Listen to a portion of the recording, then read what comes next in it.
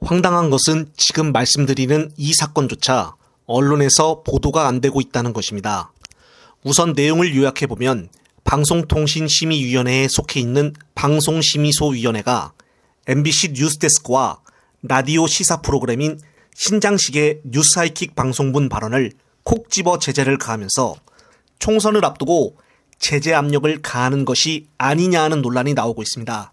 충격적인 것은 이것이 2월 6일과 7일에 나왔던 내용을 지금 12월에서야 행정처분 제재를 가한다는 것입니다.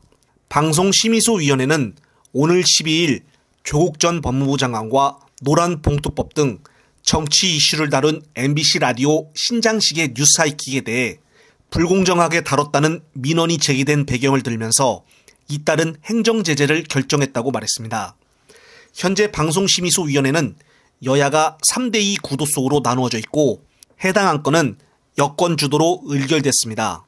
지난 2월 6일 뉴스하이킥 방송에서는 조국 전 장관이 1심에서 12건의 제목 중 7건에 대해 유죄를 선고받았는데 진행자와 출연자가 9건에 대해 무죄가 나왔다고 잘못 언급하였다고 해서 이것에 대해 태클을 건 것입니다.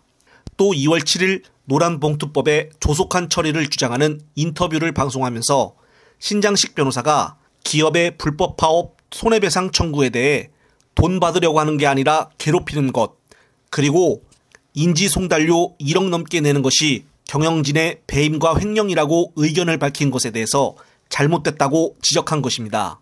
또한 MBC 뉴스데스크는 지난달 22일에 1년 전인 2022년 12월에 윤석열 정부가 노조의 회계를 직접 관리 감독하는 것은 법적 근거가 없다는 보도에 주의 조치를 받았다는 사실을 고지한 뒤 반박하는 보도를 내기도 했습니다. 어떻게 보면 정말 아무것도 아닌 것인데 이런 것을 가지고 벌써부터 행정처분 제재에 들어간다는 것은 결론적으로 내년 총선을 앞두고 방송사들에게 강한 압력을 가하는 것이 아니냐는 말들이 나오고 있는 것입니다. 특히나 제 생각에는 이번에 김홍일 권익위원장을 방송통신위원장으로 특별히 지정을 해서 임명을 한 이유 중에 하나로 바로 김건희 특검법 때문도 크다고 보여집니다.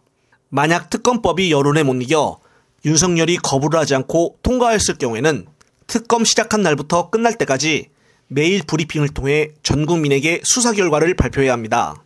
그런 상황이면 총선 기간인데도 불구하고 각 지역구 국회의원들 선거 유세 방송보다 특검에 대한 보도가 더 쏟아져 나와 국민들의 주목을 더 끌게 될 것입니다.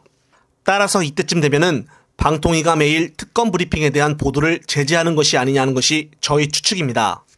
예를 들어서 평소에 10번 보도해야 할 것을 2번에서 3번만 보도를 하게 하든지 해서 제재를 가하지 않을까 하는 의구심을 가져보는 것입니다. 그렇다면 어떻게 국민들이 관심 있어하는 이 특검 브리핑을 제재할 수가 있냐? 라고 따져 물어본다면 지금의 윤석열 정부는 그것이 가능합니다. 왜냐하면 이번 연도에서 제일 큰 파장을 일으킨 김건희 디올백 수사건을 보면 알 수 있기 때문입니다. 지금까지도 방송사에서는 김건희 디올백 수수에 대해서 한 건도 보도를 하지 않고 있습니다. 심지어 MBC마저 김건희 특검법에 대해서는 보도를 하지만 디올백 수수 사건에 대해서는 보도를 일체하지 않고 있습니다.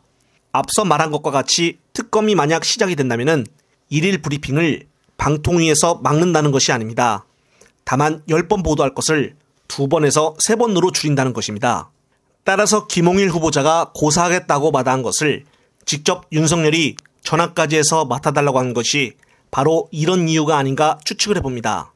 그러므로 민주 지지자들은 여기에 대해서도 좀 더 많은 관심을 가지고 신경을 써야 하지 않나 싶습니다.